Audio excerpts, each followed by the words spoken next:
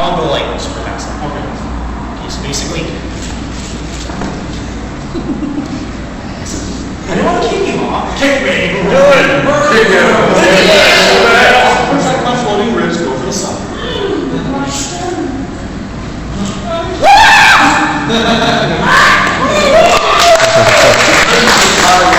Now, one of the interesting things is that's Kung Fu. In Taekwondo, it's all bars are like this. So it's basically a front flying snap. It's kind of glad. This is actually a really cool camera. So that's So our video game Liu demonstration portion. So the next thing we're going to do is Now Soul Calibur. Soul Calibur! Keyleth. There are weapons in Soul Calibur. A tale of souls and swords, eternally retold. So it's super. Honestly, where's the Ivy sword? Okay,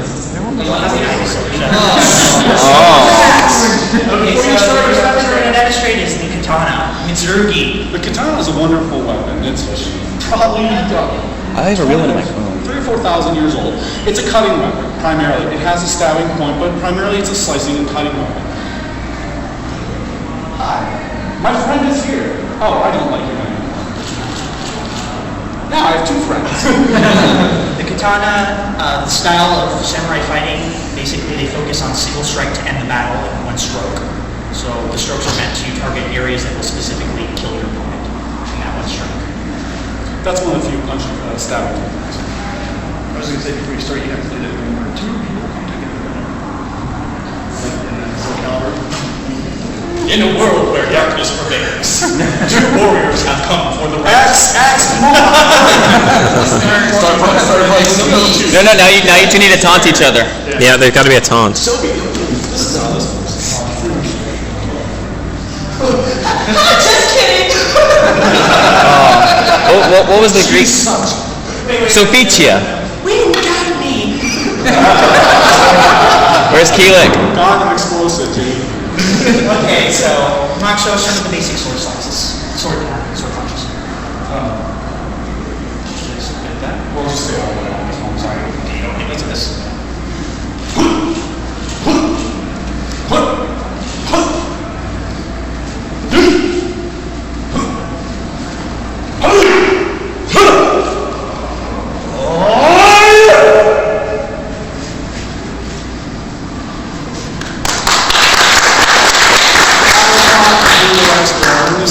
Because we had to learn how to block these things. But you sound Asian. Yeah, your accent was perfect. It really was. That was perfect, even I understood you.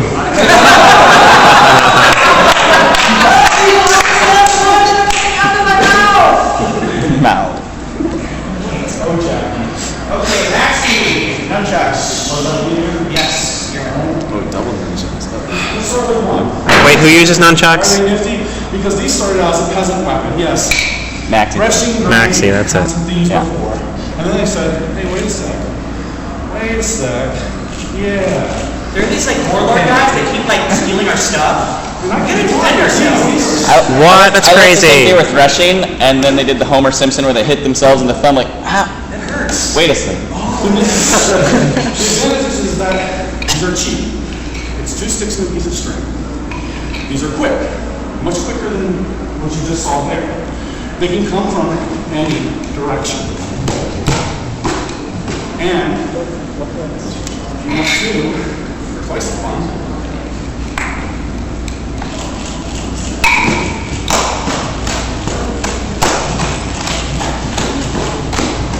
and with every movie ends like this.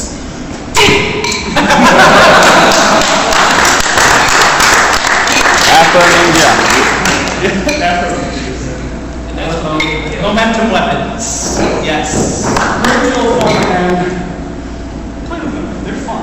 Soul Calibur needs more fireballs. I know. But everything else was there.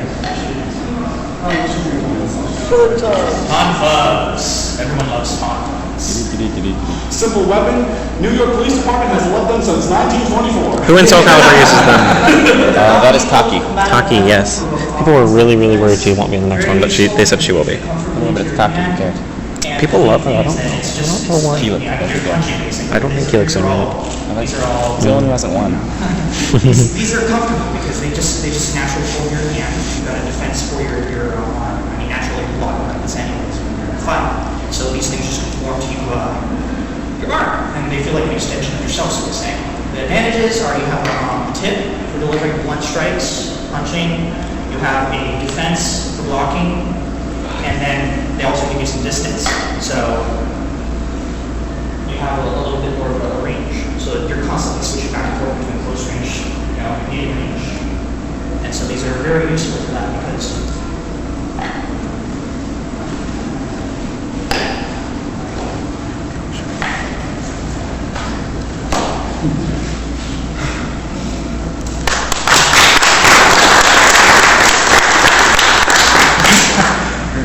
Colin from Soul Calibur.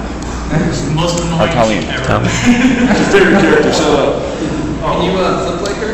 Jump all around? What? Can you flip like her? Yeah, send a tornado down on him. Hey, you should do Siegfried. Oh my god. I'd like a nightmare performance. Yes, it will simulate Siegfried by waving around this entire community. Not big enough. close to big. Not big enough. Wave me around. Or a giant, squid thing.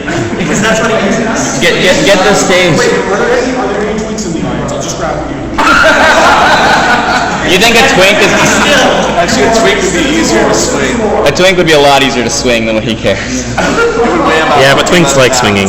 Oh. And everyone knows what the signature weapon of the Red Ninja Turtle is, right? Pizza. Michael, Rob Paulson. We said that. Now he's done it to them. The Red Ninja Turtle Raphael? Yeah. Actually, he's Michelangelo. No, he's done it to them. In the old one, he was Michelangelo. There are also Chinese styles that involve the size, such as Nubar. These are mainly a defensive weapon, but the beauty of these is you have 3 blades. A longer blade for stabbing. You also have 2 shorter blades for patching, as well as stabs. But the cool thing about these is that basically you can maneuver them with those blades. Your fingers can be in and out, just turn the sides in different directions. So you can just turn them however you need to. And you can use them for defense, kind of like conflicts, because you've got a metal defense right here. It's a lot better than using your arm's bone to block a really strong blow. If the guy hits you and you block with your size, it's pretty much guaranteed to shatter his wrist. But the basics of the size, you have defense. You also have these blades to catch. Same thing, forward blocking from a kick. Your opponent's pretty much disabled. What you might not have seen is this part caught me in the calf muscle as he was pushing away. If I sliced it and did a little bit of a jerk, I'd have, blood in the calf muscle everywhere. Oh, I don't have a cow. Yep. But the Achilles, if you catch the And you have 2 sides. For that. The Cyber Commissioner most likely always has 2 sides, one for defense and one to deliver the offense at the same time defense goes into play. So if I were to block the strike, Thanks, Swiss cheese. Your pizza, dude. heavy weapons like these though, because these are very heavy, they're made of solid metal, they're weighted. These are training size, but the size actually are this heavy, because you have to learn the momentum and the weight and kind of adhere it to your body. Turn, these things are very heavy. You don't ever extend your fingers when you're blocking a bladed weapon. When you catch, you hold it like this, because if you do this, when you try to catch bladed weapons, your fingers are gone. You're looking good.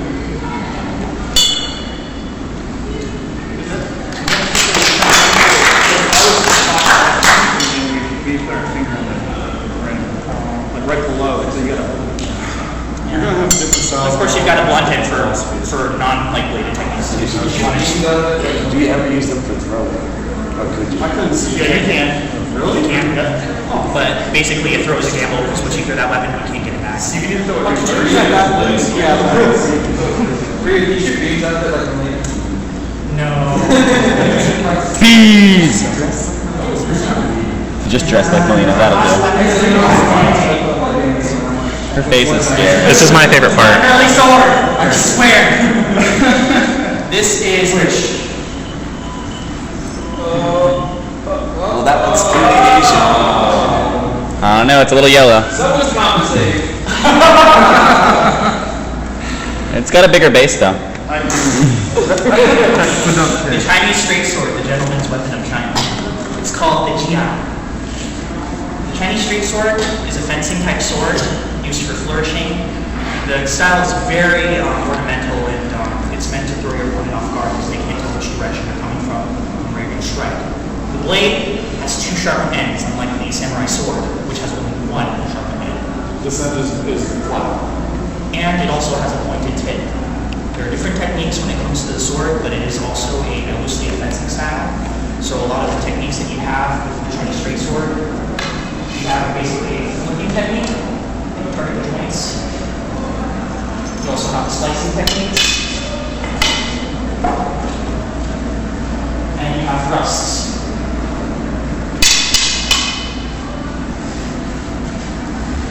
It would have actually gone through a little bit. The thrust is meant to target internal organs. The flick is meant to disable the joints, the ligaments. So you aim for the wrist a lot of times. Like if you were to hold the sword out, like if you were to come at me with a major sword technique that he misses. The flick disables the tendons in the wrist. So he's now unarmed. So he's second. Well, you just have to use the other hand. Switch it up a little. And then of course you got sharpened ends, similar to the samurai sword. The techniques are very flowery, so you cannot tell which direction the strikes are coming from because your opponent is constantly moving in and out. There are lots of spins, and it's almost like a dance. One of the particularly decent things about this weapon, however, I know I made fun of it, is that it is a flexible weapon. So his blocks, and my block, if he attacks me for a block, go ahead. My blocks are hard. It's just the opposite, which means he's not there anymore. And the recovery is somewhat faster on a soft block than a hard block. The sword is flexible, so that basically, if you are hit by a technique, the sword will flex and bounce, and you can use momentum to flex to deliver another technique. And that's one of the blocking methods.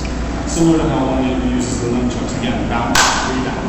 Very beautiful style. It's my favorite Chinese weapon is the straight sword.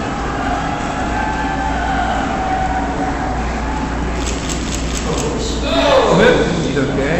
And now you're dead. All that training.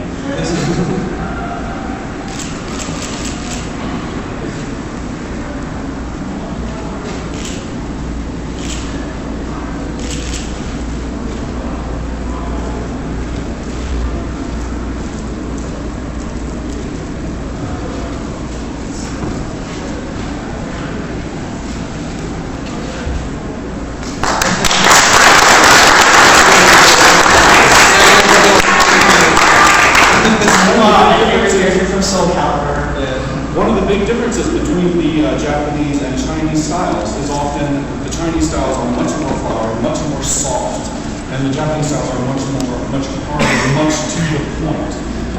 Which is better? There's been more swallow with that. But are both effective? Very much so. Okay, we're getting pretty close on time, so we're going to close our last segment today. All right. Everyone loves this part of martial arts demonstration. We're going to do some breathing! So we have some wood. What? More wood? Bring some concrete.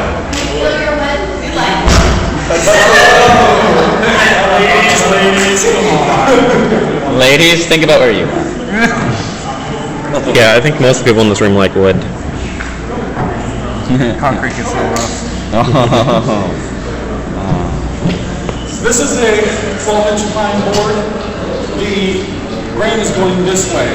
Trying to break the grain across is very difficult. This is a confidence building technique. It is not any one of you can probably do this. What the goal of this is to show the student that they are capable of doing what we say they are. This board represents one of its floating ribs. This board represents the rib in the nose.